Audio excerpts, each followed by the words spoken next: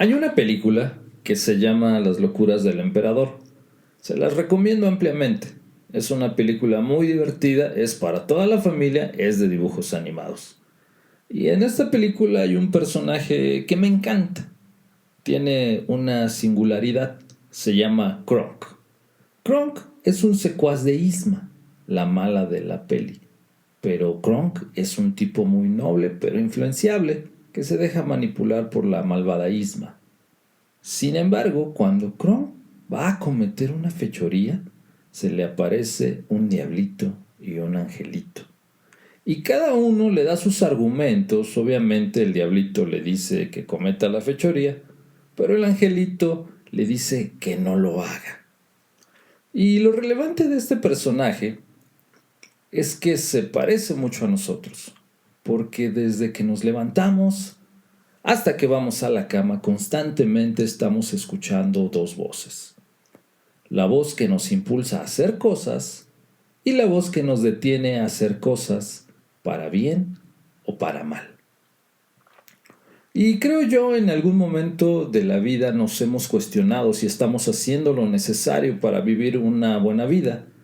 Y es extraño porque una gran mayoría de las personas, cuando las cosas van mal, culpan a Dios, y cuando van bien se lo atribuyen a su esfuerzo. Hace algunos días platicaba con alguien que me decía, es que yo le tengo bronca a Dios porque me han pasado cosas malas. ¿Cómo qué?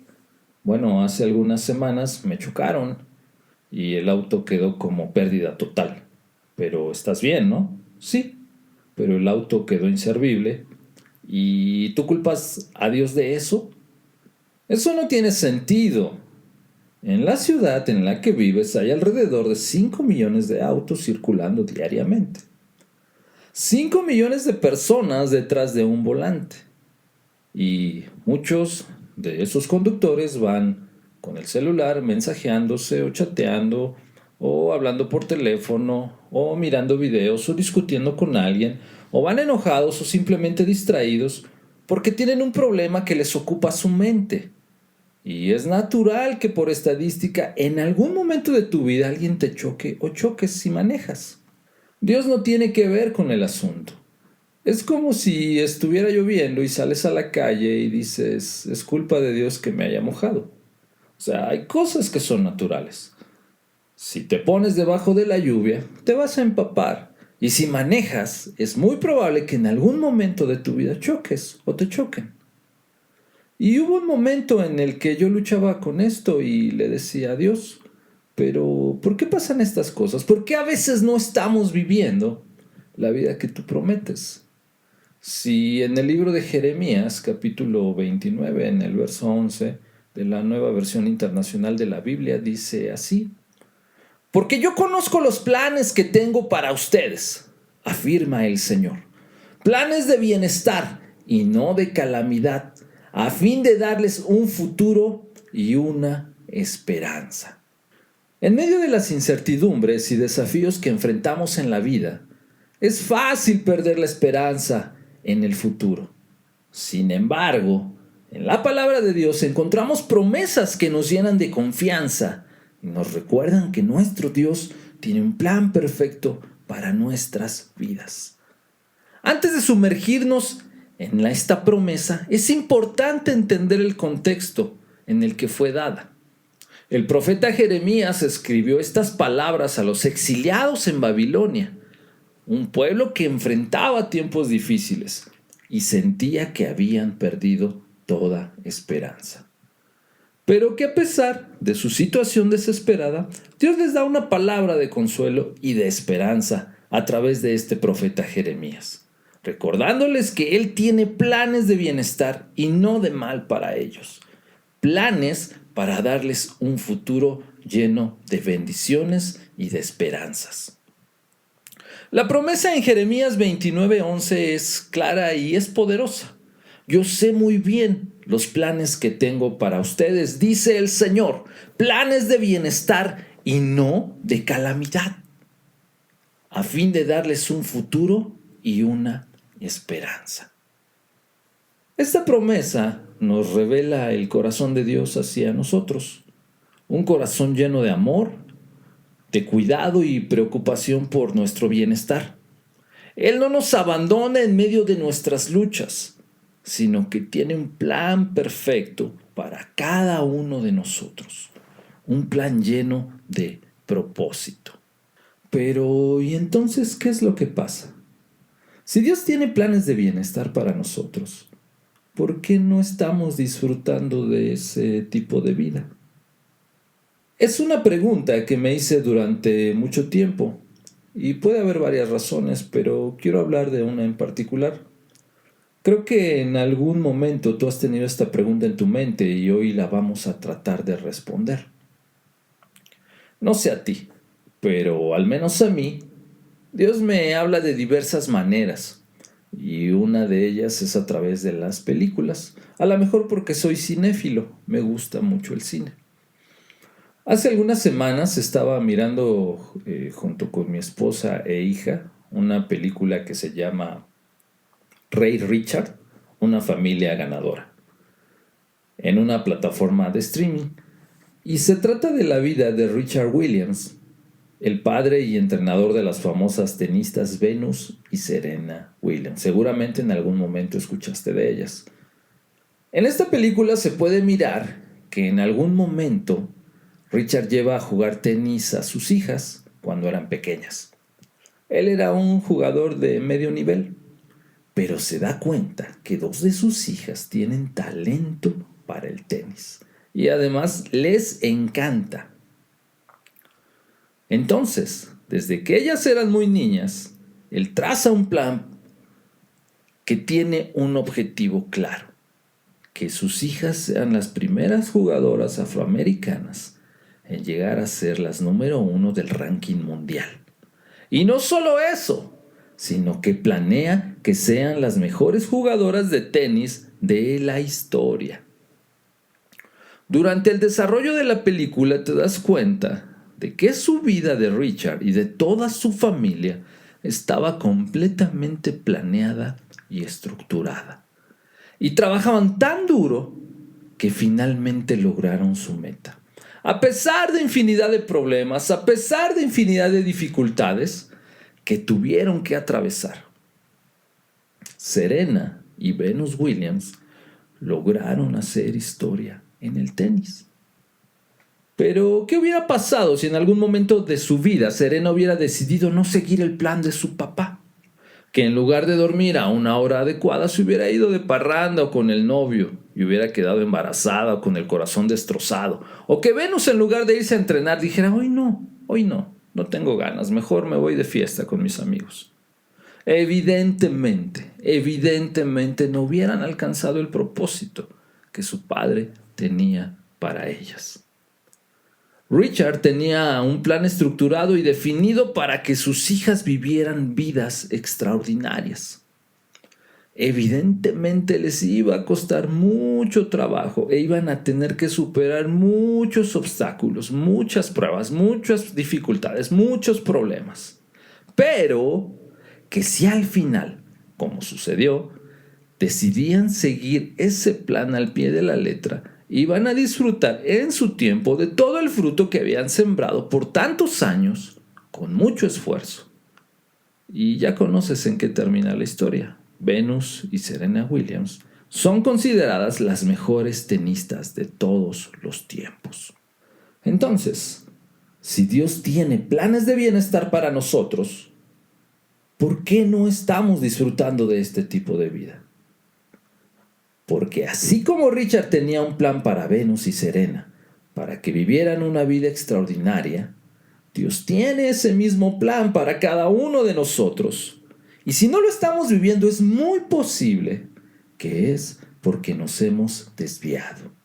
Nos hemos salido de ese plan y hemos hecho cosas que no debíamos de hacer. Y hemos dejado de hacer cosas que debíamos de hacer. Ahí tienes a una nena, hija de familia, que sus padres le dicen: sabes que no es conveniente que tengas novio hasta que estés en edad de casarte, ya que el noviazgo es la antesala del matrimonio. ¿Y qué hace la nena? Obedece, ¿no? ¿Verdad que sí? La mayoría de las veces, lamentablemente, no. Desde la secundaria, o a veces desde la primaria ya hay chiquitas que andan con novio. Y pasa lo cotidiano. Queda embarazada apenas a los 17 o 18 años. Ojalá, si no es que más pequeña, y trunca todos sus sueños y todos los planes que ella tenía y que también sus padres tenían hacia con ella. Tal vez hubiera sido una gran investigadora, una gran médico o cantante o qué sé yo, pero ya es muy complicado. Por brincar etapas y desviarse de los propósitos, ahora su vida va a ser más complicada. Pero aún así, con la ayuda de Dios, aún puede tener una vida extraordinaria, pero le va a costar el doble o el triple de esfuerzo. O la nena que ya es adulta, pero se enamoró de un vago. Y tú como su padre o madre le dices, es que no tienes un buen futuro con él. Es una persona que no te conviene, no tiene nada para ofrecerte. Pero ella te dice, ay, es que es tan lindo conmigo. Si vieras qué lindos mensajes me escribe por WhatsApp. Digo, me hace la vida miserable, pero me quiere mucho. ¿Qué importa? No te obedece, se junta con él y pasa lo obvio. Se termina ese tiempo, esa etapa de enamoramiento y se acaban separando. En el mejor de los casos sin hijos, y ya no decir si tuvieron hijos. Y esto va a repercutir terriblemente en su vida emocional, en su vida física y en su vida espiritual. Nuevamente por tomar decisiones apresuradas y no escuchar el consejo de Dios y el consejo de sus padres. Pero aún así, Dios es bueno y te puede ayudar a regresar al camino correcto. Princesas que se juntan con el novio porque en su casa les fijan límites y les piden que ayuden con las tareas del hogar y entran en esa edad de rebeldía que no quieren hacer nada y piensan que al irse con el novio ya no van a tener esas responsabilidades. Pero cuando se enfrentan a la realidad, hoy dicen, ¿por qué me junté con este tipo? Conozco casos así, pero Dios es bueno. Pero tú debes hacer tu parte. Ahí tienes al nene que de igual manera le dices, oye, no es tiempo de que tengas novia, hasta que económicamente puedas darle una vida estable. Emocionalmente estés equilibrado para que no estés de tóxico vigilándola a cada momento. Como si fueras agente del FBI o de la CIA. Y espiritualmente tengas cierta madurez para que hayas aprendido cómo tratar a una mujer en base a los consejos que Dios da a través de las Escrituras. ¿Qué hace el nene? Evidentemente muchas veces no obedece. Y se mete de novio y para colmo, elige a una chica que lo único que quiere es divertirse y le despedaza el corazón. Porque puede haber preservativos para que no haya embarazo, pero no hay preservativos para el corazón. Y entonces el mundo del chico se desmorona y muchas veces deja de estudiar. Medio trabaja, entra en un tiempo de depresión, no quiere saber ya más nada de mujeres ni de matrimonio. Una vida destinada a ser algo extraordinario se rompe por salirse del camino y no hacer las cosas a su tiempo.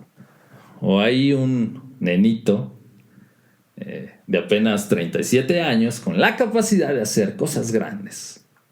Dios lo ha dotado de múltiples talentos, pero prefiere pasar horas y horas y horas jugando en una consola de videojuegos o en las redes sociales. Y de repente en una conversación viene a la mesa el tema y le preguntas, oye, ¿y no tienes novia? ¿No te vas a casar? ¿No piensas en eso? Y te dice, no. ¿Cómo para qué? Así yo estoy muy cómodo viviendo en casa con mis papás. 37 años. Bueno, son solo algunos ejemplos. Y estoy seguro que conforme me estabas escuchando te vinieron a la mente otros ejemplos o vivencias personales o de gente que tú conoces y que sabes que si no hubieran tomado ciertas decisiones hoy su vida fuera mucho mejor. pero decidieron salir del camino, del propósito que Dios tenía para sus vidas. Pero, ¿y cómo hago para no desviarme ni a diestra ni a siniestra del camino correcto que debo caminar? ¿Cómo hago para no salirme del plan que Dios ha trazado para mi vida? Bueno, todo nace en los pensamientos. El tipo de pensamientos que tengas puede determinar lo que logres o no en la vida. Porque lo que piensas es la primera piedra que tú colocas de lo que puede ser una gran construcción o puede ser el primer golpe para una gran tragedia. Dice la Biblia en Proverbios 23:7, en la versión Reina Valera 1960. Porque cuál es su pensamiento en su corazón, tal es él. Y aquí quiero hacer un paréntesis para explicar este pasaje y hacer una breve exégesis, porque he escuchado a varios predicadores esgrimir y tergiversar este pasaje. Creo yo que por ignorancia, más que por cualquier otra cosa. Alguien podría pensar, bueno, lo que pasa es de que cada quien le da su interpretación a la Biblia. Pero quien piensa así desconoce las reglas que dicta la hermenéutica bíblica, dentro de las cuales hay una máxima que dice: la Biblia tiene una sola interpretación, pero puede tener infinidad de aplicaciones. Entonces, cuando queremos hacer una exégesis de un versículo bíblico, la hermenéutica nos indica que debemos tomar el contexto del texto, es decir, los párrafos que están detrás y delante del versículo que queremos estudiar. ¿Y por qué digo todo esto? Bueno, porque en realidad Proverbios 23:7 no dice lo que dice, y aunque esto parezca un contrasentido, no lo es. El texto en Proverbios 23:7, en la versión de Reina Valera 1960, dice a la letra: porque cuál es su pensamiento en su corazón, tal es él. Ya ves, lo que yo pienso de mí mismo, eso soy. Pero vamos a hacer un análisis de esta aseveración.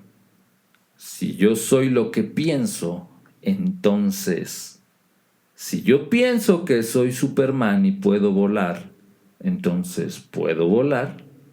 Sería absurdo pensar que sí. O por ejemplo, si yo pienso que soy el presidente de México, puedo llegar a Palacio Nacional y decir al gabinete: estas son las instrucciones para hoy. Ni siquiera me van a dejar entrar. Y cuando me nieguen el acceso, yo les voy a decir: a ver, momentito. La Biblia dice que yo soy lo que pienso y yo pienso que soy el presidente de México, así que ustedes me tienen que obedecer. Me van a llevar al psiquiátrico. ¿Y qué tal si yo pienso que soy un cirujano cardiólogo? Y entonces voy a llegar al hospital y les voy a decir: a ver, ese trasplante de corazón, yo lo voy a hacer. Y lo podré hacer si en la vida he abierto un libro de medicina. ¿Y qué tal si yo pienso que soy Dios? Como de repente algunos estuvieron diciendo por ahí que somos dioses. Si yo pienso que soy Dios, entonces lo soy. Sería algo ridículo y necio pensar que sí. Imagínate que voy al IMSS y les digo: quiero mi pensión, porque yo pienso que tengo 65 años, me siento cansado todo el día, todo el tiempo quiero estar mirando tele o estar pasando el tiempo en redes sociales o jugando con una consola. Denme mi pensión, yo pienso que tengo 65 años. Se me van a reír en la cara, me van a decir: pero usted está loco, usted es un jovencito de apenas 35 años, obviamente. Y como te puedes dar cuenta, decir que soy lo que pienso no resiste un análisis racional. Pero entonces, ¿por qué la Biblia lo dice? Es aquí cuando entran las reglas de la hermenéutica bíblica, porque la Biblia de ninguna manera está peleada con la lógica, ni con la razón y menos con el sentido común. Vamos a leer el contexto del texto, porque recuerda que un texto sin contexto es pretexto. Proverbios capítulo 23. Vamos a leer del verso 6 al 8. No comas pan con el avaro, ni codicies sus manjares, porque cual es su pensamiento en su corazón, tal es él. Come y bebe te dirá, mas su corazón no está contigo. Vomitarás la parte que comiste y perderás tus suaves palabras. Cuando tomamos el contexto del pasaje, nos damos cuenta que el rey Salomón nos habla sobre un falso amigo, que nos ofrece compartir una cena y bebida, pero en su corazón no hay una verdadera intención de amistad y compañía.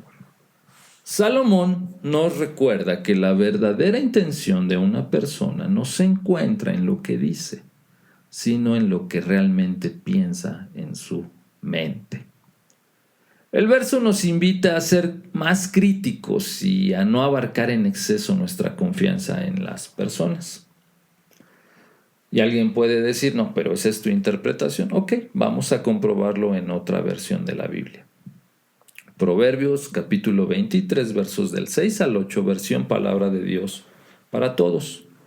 No te sientes a la mesa de un avaro y aléjate de sus manjares, porque así es la clase de gente que siempre piensa en el costo. Así que aunque te diga, come y bebe, no es sincero contigo. Y si comes de su comida te darán náuseas, terminarás vomitando todo y la sobremesa será un fracaso. Aquí está como más claro. Una versión más, que hay muchas, Proverbios capítulo 23, del 6 al 8, nueva versión internacional. No te sientes a la mesa de un tacaño, ni codicies sus manjares, pues él solo piensa en los gastos. Come y bebe, te dirá, pero no te lo dirá de corazón. Acabarás vomitando lo que hayas comido y tus cumplidos no habrán servido de nada. Como podemos ver, el texto de Proverbios 23:7, en la versión Reina Valera, no dice lo que dice. Cerramos el paréntesis hasta aquí.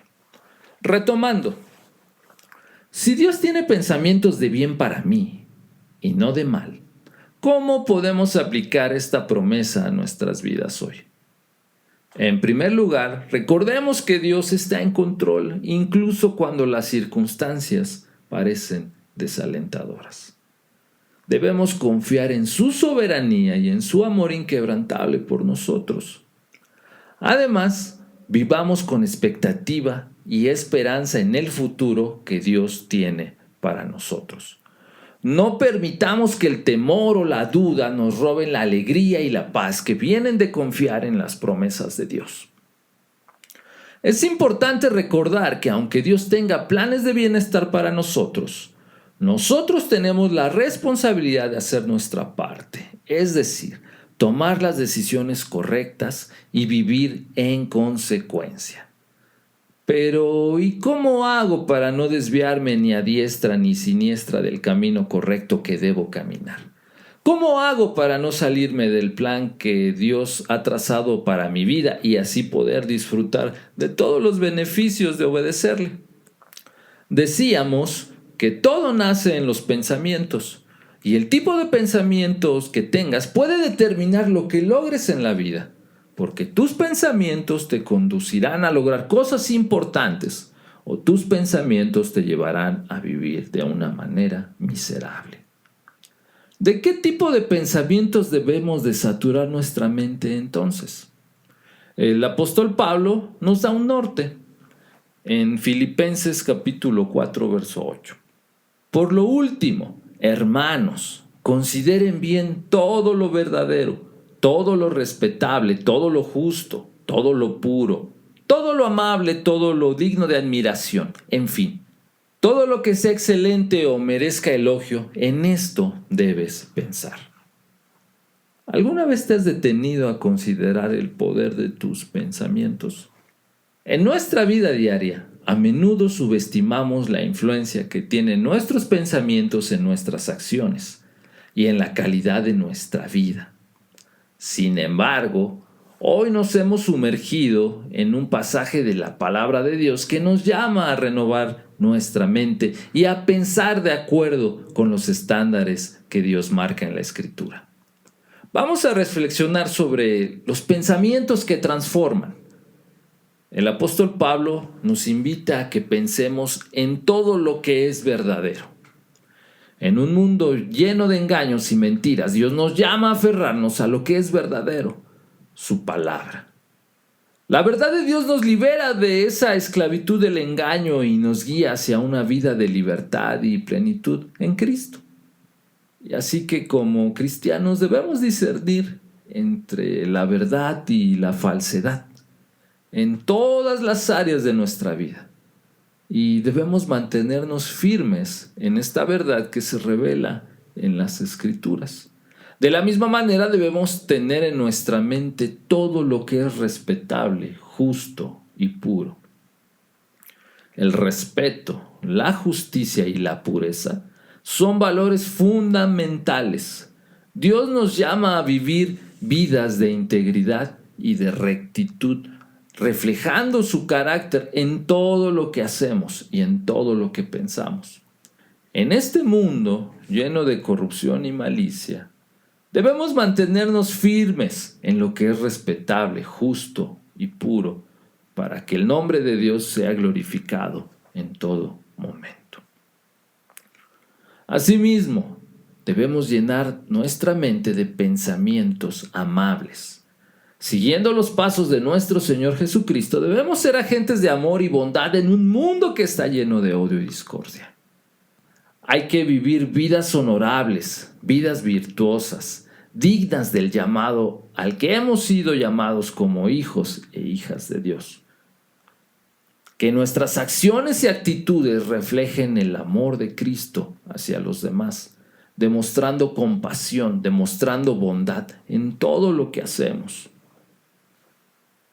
La amabilidad es una virtud que refleja el amor de Dios en nuestras vidas y nos impulsa a tratar a los demás con bondad y compasión, a mostrar preocupación por su bienestar y a ser fuente de aliento y apoyo de sus vidas.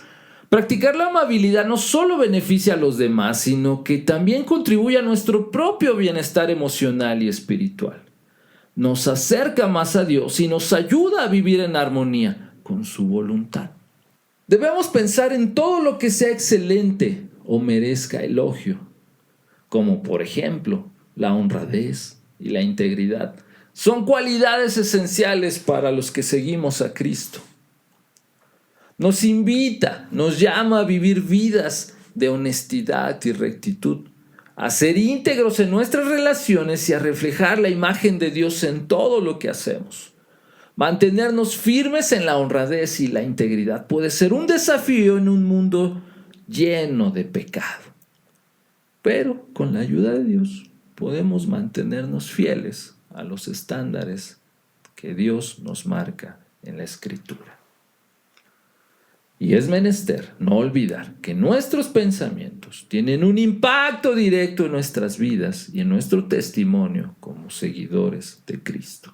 Nuestros pensamientos deben de estar en sintonía con los pensamientos de Dios para que nuestras vidas sean testimonios vivientes de la transformación que Dios obra en nosotros cuando pensamos conforme a su voluntad. Cada pensamiento que tengamos debemos evaluarlo a la luz de los principios escriturales para que nuestras vidas reflejen el carácter de Dios. Nuestros pensamientos entonces deben ser transformados constantemente. ¿Cómo? A través de estar continuamente leyendo las Escrituras y estando en comunicación constante con Dios.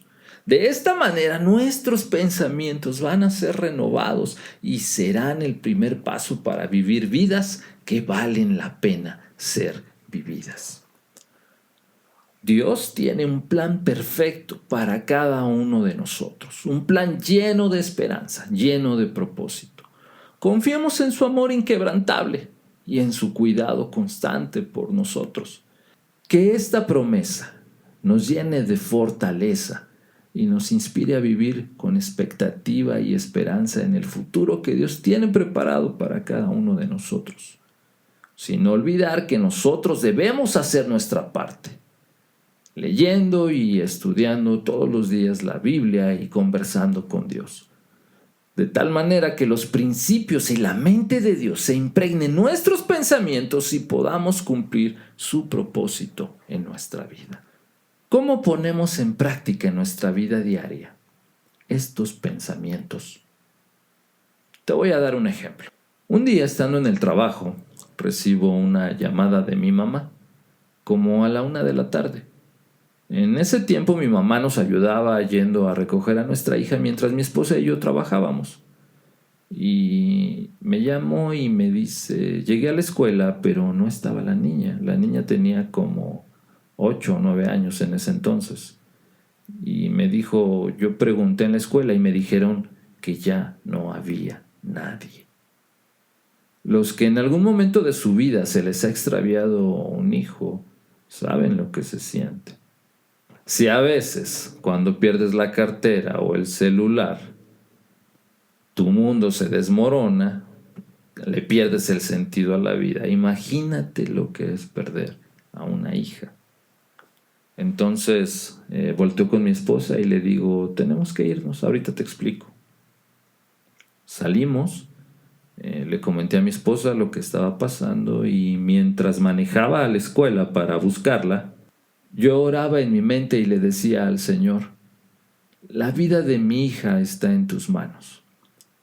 En tu palabra me dices 365 veces que no tenga temor de lo que pase, porque tú estás con nosotros. Yo sé que tú estás en control, yo te creo, tengo confianza en ti, en que tú amas más a mi hija de lo que yo la amo. Así que, sea lo que sea, que tu voluntad sea hecha. Y en ese momento vino a mi vida una paz que sobrepasa todo entendimiento de parte del Señor. De tal manera que no permití que ningún pensamiento negativo llenara mi mente. ¿Qué es lo típico pensar en estos casos? La secuestraron o se la robaron y no la voy a volver a ver. Pero no, yo tenía paz y sabía que mi hija, donde quiera que estuviera, mi Dios la iba a estar cuidando porque Él la ama. Así que íbamos directo a la escuela para buscarla, pero mi casa quedaba de camino a la escuela. Y no te puedo explicar cómo, pero por alguna razón, o sea, Dios, yo me dirigí primero a mi casa.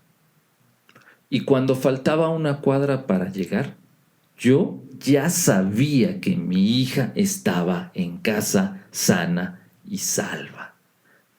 ¿Y cómo lo sabía? No sé. Simplemente lo sabía. Llegamos. Entramos y sí, nuestra hija nos recibió, ya estaba ahí. ¿Qué fue lo que pasó?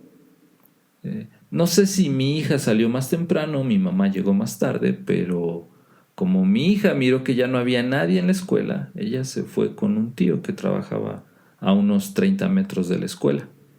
Y ahí fue donde mi mamá la encontró después. Fueron alrededor de 30 o 40 minutos de incertidumbre. En honor a la verdad te lo comento. Pero yo sé en quién he confiado. Y sé que su propósito en la vida de nuestra familia se va a cumplir. Y que cualquier cosa que pase va a ayudar a bien, como dijo Pablo en el capítulo 8 de Romanos. Entonces, cuando tú te llenas, cuando tú constantemente estás platicando con Dios, cuando tú constantemente estás leyendo el consejo de Dios, o sea, las escrituras, cuando llega una situación difícil, inmediatamente el Espíritu Santo va a traer a tu mente lo que has estado leyendo. Y te va a dar paz, te va a dar tranquilidad para que puedas resolver la situación de una manera natural y a veces de una manera sobrenatural. Dios va a estar ahí. ¿Cuántas personas en una situación similar se bloquean y caen en desesperación y no saben qué hacer y sienten que su mundo se terminó? Cuando has llenado tu mente de la Escritura, estarás listo para enfrentar cualquier situación. Y vendrá a tu mente el pasaje correcto. que te dará lo que tú necesites para soportar o resolver cualquier situación. Otro ejemplo, que no me alcanza para la renta o la colegiatura o para la comida a fin de quincena. Filipenses 4:19. Así que mi Dios les proveerá de todo lo que necesiten conforme a las gloriosas riquezas que tiene en Cristo Jesús. Dios va a darte sabiduría para que hagas lo necesario y pondrá los medios para que puedas satisfacer tu necesidad. O en algunos casos lo va a hacer de una manera sobrenatural. Que alguien me ofende en el trabajo, en el transporte, o alguien se me cierra y manda a saludar a mi mamá, ¿qué tengo que hacer? Bueno, Mateo 5:43. Amad a vuestros enemigos y bendice a los que te maldicen. Haz bien a los que te odian y ora por los que se aprovechan de ti. Sencillo. Tú oras y le dices, Señor, ese que acaba de mandar saludar a mi mamá, bendícelo. Y Dios va a traer paz y consuelo y gozo a tu vida. ¿Que no es justo? Puede ser. Pero yo te invito a que lo pruebas y verás la diferencia. Es que mi marido es terrible. Si tú lo conocieras, si supieras todo lo que hace, te espantas. Bueno, no lo conozco, pero Dios sí. ¿Qué pensamiento y qué debería de hacer la esposa? Bueno, Primera de Pedro capítulo 3, verso 1. Asimismo, esposas, sométanse a sus esposos de modo que si alguno de ellos no cree en la palabra, puedan ser ganados más por el comportamiento de ustedes que por sus palabras al observar su conducta pura y respetuosa. Si tú, esposa, le oras al Señor, cámbiame, Señor, y tienes un comportamiento irreprensible con tu esposo, Dios lo va a transformar. Es una promesa de Él. Conforme nos vayamos llenando de la Escritura, conforme nos vayamos llenando del Señor, nuestro pensamiento va a ir cambiando. De tal manera que nuestra vida va a ir mejorando en todas las áreas. En nuestra área física, nuestra área emocional, nuestra área espiritual, nuestra área relacional, nuestra área económica. En todas las áreas de nuestra vida va a ir nuestra vida cambiando a la medida que nos llenemos de todo el consejo de Dios en nuestra mente, pero no solo eso, sino que también lo pongamos en práctica. Mateo 5:16. De la misma manera, que vuestra luz brille delante de los hombres, para que vean vuestras buenas obras y alaben a vuestro Padre que está en el cielo. Que tus pensamientos evolucionen tanto que tengan que volver a conocerte. Que tus pensamientos evolucionen tanto que tengan que volver a conocerte. El Dios eterno te bendiga rica y abundantemente. Bendiciones.